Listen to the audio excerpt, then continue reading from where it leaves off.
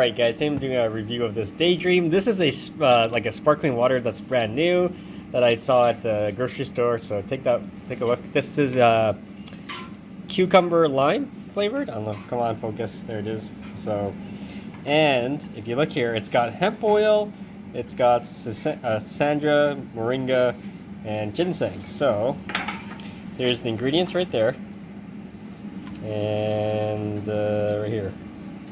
Carbonated water, ginseng root, sandra, berry powder, moringa.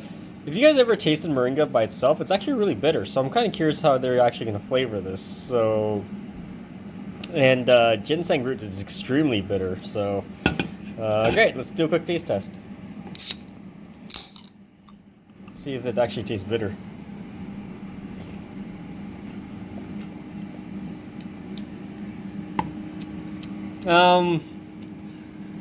It tastes. You can taste you can definitely taste like the herbal extracts in there, but there's very little of the herbal extract. Like I would say, it doesn't, because it never states how much is actually in there from the ingredients. It could be just like a pinch.